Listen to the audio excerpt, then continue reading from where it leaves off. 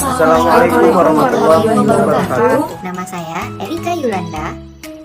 Saya Abdullah Fatur Rashid. Saya Anissa Arfifa. Saya Siti Nurjana. Saya Hazal Nabila. Perilaku adiktif yang akan kami jelaskan pada kesempatan kali ini adalah perilaku adiktif yang berkaitan dengan nafza, seks, rokok, internet, shopping, kafein, mini eating, dan alkohol.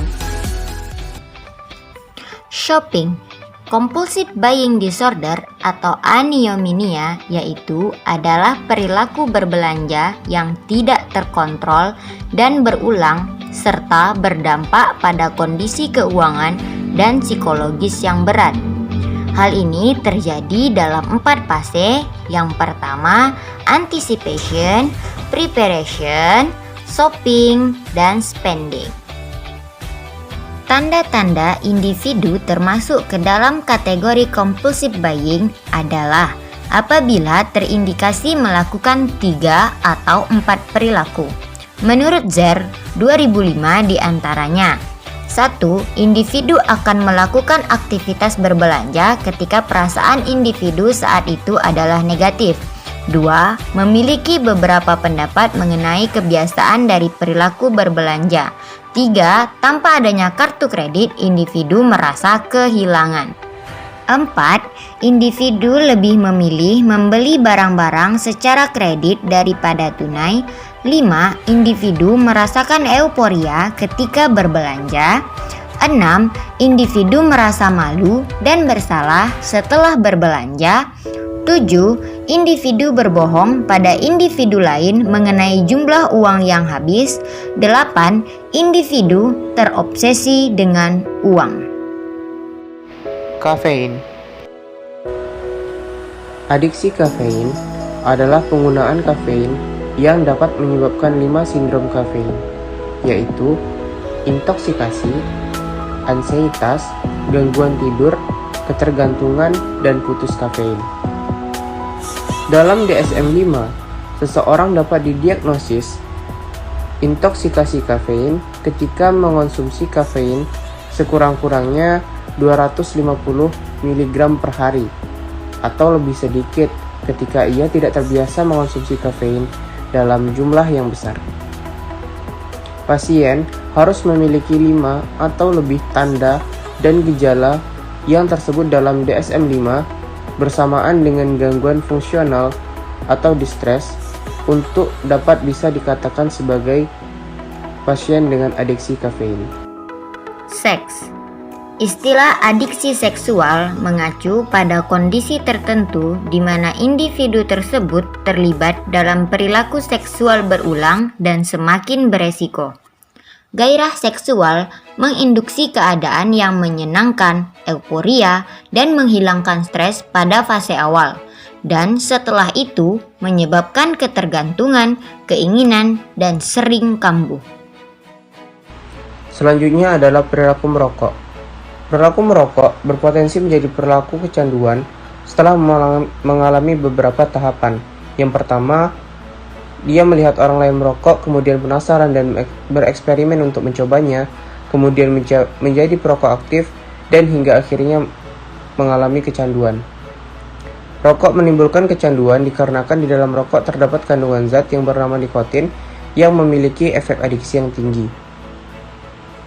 Menurut DSM-5, seseorang dapat didiagnosis sebagai mengalami tobacco use disorder ketika terdapat pola penggunaan tembakau yang problematik sehingga menimbulkan gangguan atau distres yang signifikan secara klinis. Bermanifestasi setidaknya terdapat 2 gejala yang terdapat dalam DSM-5 dan itu terjadi selama setidaknya 12 bulan secara kontinus. Minuman alkohol.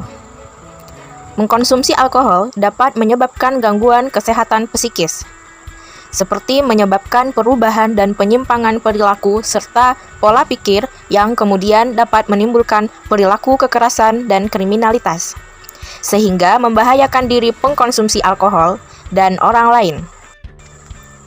Berdasarkan jumlah gejala yang dialami dalam kriteria DSM-5, maka alcohol use disorders bisa dibagi menjadi ringan, sedang, dan berat.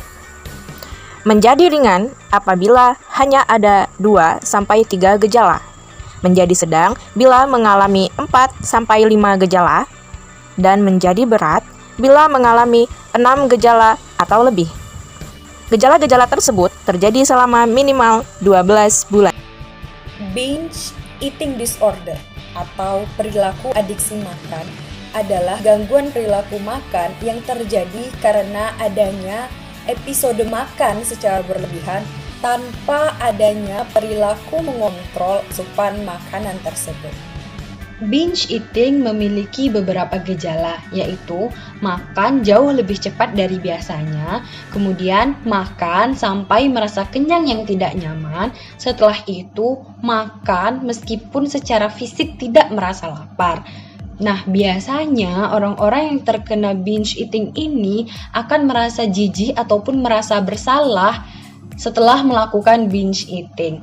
Nah, individu yang terkena gangguan ini juga akan makan secara diam-diam karena merasa malu banyaknya asupan yang dikonsumsi. Selanjutnya, binge eating ini setidaknya terjadi sekali seminggu dalam 3 bulan. Apa itu nafza? Nafza itu adalah singkatan dari narkoba, psikotropika, dan zat adiktif yang dimasukkan ke dalam tubuh, baik diminum, disuntikan, maupun dihirup. Narkotika adalah zat ataupun obat yang berasal dari sejenis tanaman atau bukan, contohnya seperti ganja, morfin, heroin, dan kokain. Psikotropika adalah obat-obatan yang bukan narkotika tetapi memiliki efek yang sama apabila disalahgunakan, contohnya seperti sabu dan ekstasi. Apa saja sih dampak dari nafza? Ada dampak fisik seperti sakit kepala, mual, susah tidur, dan tidak nafsu makan. Dampaknya terhadap lingkungan adalah diasingkan masyarakat. Dampaknya terhadap psikis adalah memberi rasa bahagia dan sangat percaya diri. Perasaan inilah yang membuat seseorang terus bergantung kepada nafza. Seseorang dapat didiagnosis menderita gangguan penggunaan zat jika memiliki 11 kriteria yang telah disebutkan di dalam makalah. Internet, game offline, dan online. Definisi adiksi internet digambarkan sebagai gangguan pengendalian impuls karena terlalu sering menggunakan internet. Selain adiksi internet, terdapat juga adiksi game. Games adalah aktivitas yang bersifat rekreasi yang mengikutsertakan satu atau lebih permainan. Dikarenakan posisi game online dan video games yang dinilai dapat menghilangkan kebosanan dan stres. Penggunaan internet untuk bermain video games menyebabkan gangguan yang signifikan secara klinis atau masalah yang ditunjukkan pada 5 atau lebih dari gejala menurut DSM-5 selama minimal 12 bulan. Demikian presentasi dari kami. Sekian dan terima kasih.